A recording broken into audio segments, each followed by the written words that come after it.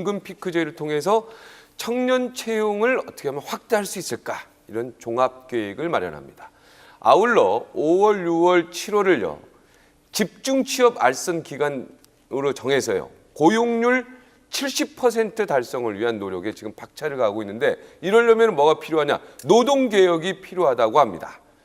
그래서 여기에 지금 열심히 하고 있습니다. 오늘은요. 이 내용을 가지고 집중적으로 정책인 이슈에서 다뤄보도록 하겠습니다. 해마다 임금이 인상되지 않습니까? 네. 그걸 조금 자제하자. 그러니까 자제하자. 예를 들면 1%를 자제하면은 청년층의 추가 고용이 한 5만 5천 명 나오거든요. 네. 현재 계산해 보면. 그래서 그거를 좀 자제해서 그거를 업종으로 하든 어떤 기금을 마련해 갖고 그 기금을 이용해서 그 업종 같은 업종에서의 젊은 층들이 채용되는 쪽으로 하자. 이제 그러는 게 이제 기본적인 이제 취지죠. 데이터 테크놀로지가 있죠, 그죠? 데이터 테크놀로지 플러스 소프트웨어 기술, 그다음에 하드웨어 기술이 접목되면 그걸 우리가 요새 말하는 IT 기술이다 이렇게 얘기할 수가 있는 건데요.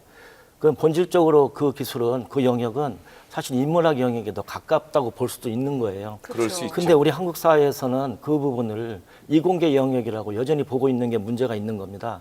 실제로 해보면 그 부분을 찾아가지고 우리가 열심히 취업을 위한 직업훈련을 제공하면은 가능성이 있다고 보고 있고요. 기술 발전이 빠른 시대에는 인문학적인 소양이 굉장히 중요합니다. 뭔가 하면 인간에 대한 이해, 삶에 대한 성찰 이런 것이 사실 평생 가는 거거든요. 그리고 주변의 그 환경에 항상 호기심을 갖고 새로운 것을 받아들이는 그런 사실 소양은 인문학을 통해서 길러질 수 있는 건데요. 문제는 인문학만으로는 어렵다는 것이고요. 반대로 이제 직업 기술만 가지고 또 어렵기 때문에 저는 인문학 가르치는 교수님들께서 그렇게 생각하시면 좋을 것 같아요. 내가 가르친 제자가 우리 학과 제자들만은 아니다.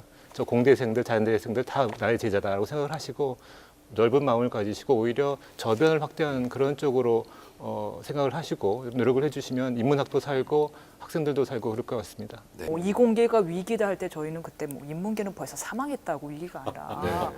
그래서 저 때만 우리가 하더라도 인문계죠. 인문계 사람들은 죄다 준비하는 게 똑같았어요. 저희 대학. 여기 박사님도 인문계. 그래서요. 다 인문대 사람들은 죄다 그래서 취업대가 되면 결국엔 하고 있는 게 행시, 사시, 언론고시. 결국 저 사시 보지 않았습니까? 네. 어차피 취업 안 된다. 서류 전형에서 그냥 떨어진다. 근데 묻고 싶은 게 왜 인문대 사람들을 그렇게 천대하는 거예요, 대체 기업에서는?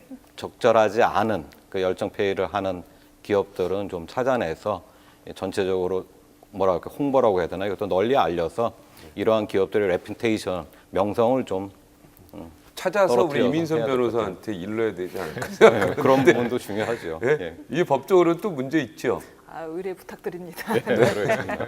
학교를 다니면서 일을 하는 것도 저희가 경로를 만들고 있습니다. 각 부처별로 그러한 준비들을 하고 있는 것으로 알고 있거든요.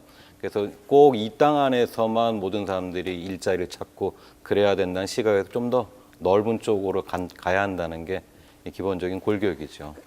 호주나 캐나다만 하더라도 선진국은 확실히 몸을 쓰는 일에 대해서는 충분한 대가를 줍니다. 그래서 호주 같은 데서 연봉이 제일 높은 직업군이 뭔지 아세요? 배관공 이런 사람입니다. 용접공. 네. 한국에서 데려가려고 난리예요. 영어 못해도 상관없어요. 영어 가르쳐줍니다.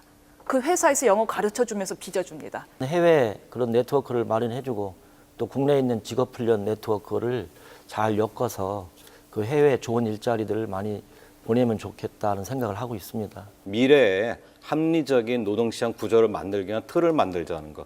그래야만 이 노동시장 자체가 그 지속 가능한 노동시장이 된다. 임금 피크제와 관련된 취업 규칙의 변경 관련된 이슈가 있고요. 또 하나 그 통상 해고 내지 일반 해고에 관련된 이슈가 있었습니다. 근데 이 두 부분이 노동계에서는 도저히 받아들일 수 없는 거다 하고서는 이제 결렬을 선언했었는데요. 네. 그거를 뭐 유연성의 관점에서 저희는 생각하지는 않고 있습니다.